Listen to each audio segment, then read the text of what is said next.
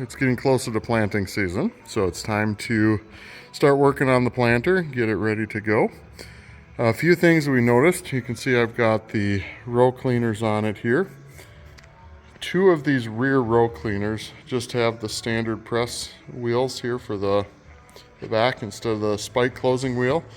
We are going to be planting about 40 acres into sod this year, so I did order a couple spike closing wheels, so we'll be changing out these two here so that it matches the rest of the deal. I got our ground drive wheel here. It was turning extremely hard, actually still turning pretty hard. I found these chains, this planter must have been sitting for quite a while because the chains are extremely stiff. So I'm going to go through and change all of these drive chains, and we'll see, hopefully the ones to each of the seed meters aren't too bad. Otherwise we'll be changing those as well. All of these air tubes are extremely brittle. You can see this one's broken here. So I've got ourselves a 50 feet of that. We're going to be replacing that here this afternoon. Around this side here, had the one row cleaner guide was broken, so we got that new one on there already, and we'll see what else we find as we go along. All right, here I am on the first short row, front row.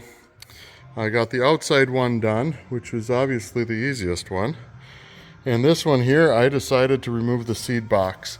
What they do is they aim these hose clamps forward so you can't get at them without removing the seed box, which it's a whole lot easier to get at the hose clamp this way, and it really is only 4 bolts to remove the seed box. So I guess that's what I'm going to do going down the rest of them. I haven't decided if I'm going to do that on the back rows on all of them, but it might just be easier, so we may just proceed that way. There it is, old to new, first pair of rows done. They had what I thought was a redundant clamp from what I could tell in the parts book, but now I'm seeing here this little plastic clamp actually holds the vacuum tube to the frame. I don't know that it's going to actually go anywhere, but they've got a little metal tab right here that fits alongside this tube, and then this is going to slide over the top of that. And yeah, kind of hard to do one-handed, but slide that over the top of that, cinch it up tight. That's going to keep that from flexing. I'm on my third set of row units, and it's taken quite a while. I finally remembered a trick I'd seen online somewhere. I think it goes something like, okay, that was much faster. I think I'll do the same for the last 3 rows. All right, the last one we did really fast. This set we'll do really slow. So on this end, we've got a hose clamp. Follow this down. Already got the zip tie busted there where it secures.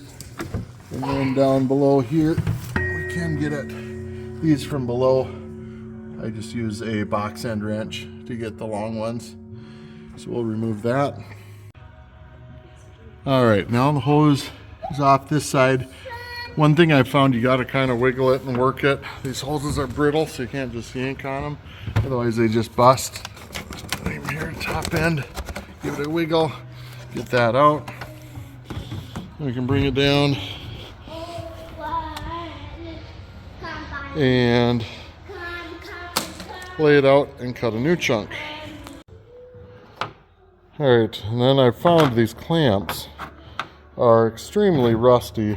The fertilizer on this system has really done a number on everything, bare metal on this machine. So I'm using a little bit of this Toolbox Buddy. It's a Lucas product. I don't even know if they make it anymore. I haven't seen it in a while. But we used to order it through A&I products. So we'll slide that on. Then we'll kind of poke that down through where it goes there. What I have been doing is reversing the clamps so that it is easier now to access from the angle that putting the new one in. Go back down and around. Make sure we've got it down far enough. There we go. Route it all the way tight against that other clamp. We'll work our hose clamp down and we'll tighten it. The other end is obviously much easier to attach, wide in the open here. Now we're going to do the short row, which is a bit more complicated. We'll start by popping the lid off and removing the removing the 4 bolts inside that hold the seed box to the frame. Here's the view with the seed box removed. It's fairly simple. They're carriage bolts. You access the nut from the inside of the seed box, and then that just slides off the seed tube, which is right here behind the air tube. One thing to note, if you drop any of the hardware, it will fall down the seed tube. Pretty easy to retrieve. You just pull your seed disc and your hardware will be lying right there inside. So that's not a real big deal. As you can see, this is a pretty simple hose to replace now that that seed box is removed.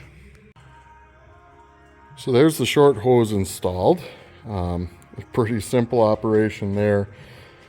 One thing to keep in mind, make sure you get your hose slid all the way down and your clamp tightened firmly, because we are looking for a fairly airtight seal here so we can pressurize that disc chamber.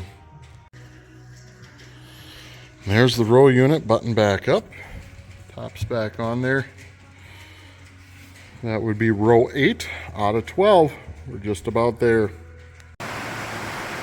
So here we are with the last row finished. We've got all 12 new hoses in here. I did end up, I had to buy a 50-foot chunk. I think I needed about 35 feet. So there we got about 15 feet of hose left.